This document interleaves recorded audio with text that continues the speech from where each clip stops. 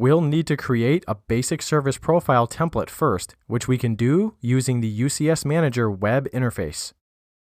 I'm here at the UCS Management Sandbox, which has many different systems, but our focus is on UCS Manager specifically.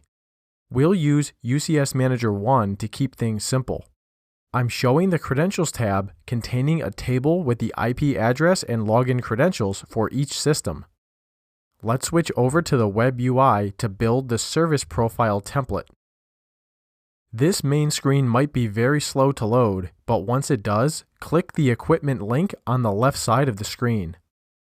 It will reveal all the emulated equipment that this UCS Manager has available.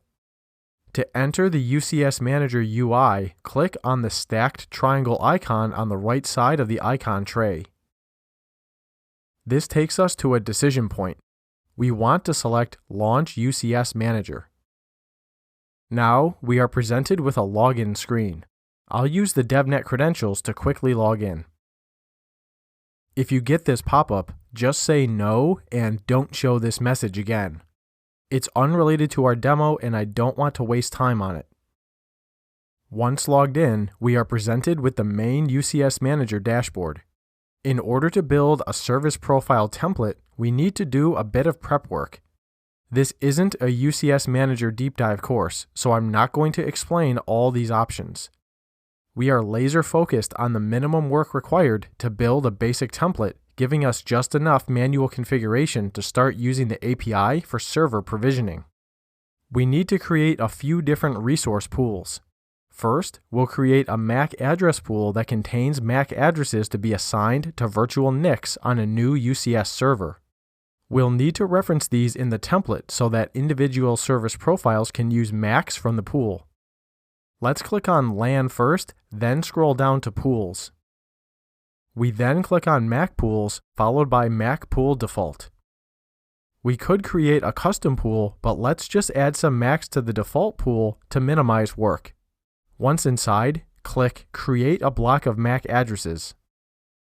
Now pick a large size, say 100. We could change the MAC prefix, but let's not. Now we have 100 MACs available for virtual NICs on our servers. Next, we need to create a UUID suffix pool. UUIDs are universally unique identifiers assigned to individual servers. From the main menu, let's click Servers, then scroll down to Pools. Then, we want to select UUID suffix pools, followed by Pool Default.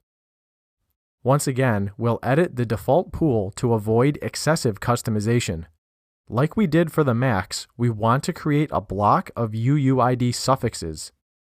Let's create a pool of 100 items, again retaining the default starting value. Let's hit OK to add them. We now have 100 UUIDs ready for issue. At this point, we've done the minimum necessary tasks to be able to create a valid service profile template. Staying under the Servers tab, let's scroll up to find the Service Profile Template option. Once here, let's highlight the root organization. On the main screen, we have several options for creating new service profiles or service profile templates. Let's choose the Create Service Profile Template option. Before beginning, you can see a ton of steps on the left. We aren't going to customize this very much. I want to point out that in a production environment, you'd likely visit each one of these options and give them careful consideration. All templates must have names, so let's call this one Globo Template. When service profiles are spawned from this template, they'll need UUIDs, which is why we populated that default pool earlier. The template is already assuming that we want to use the default UUID pool, so we don't even have to update this option. That's all we have to do, so click Finish. Now, let's check the details.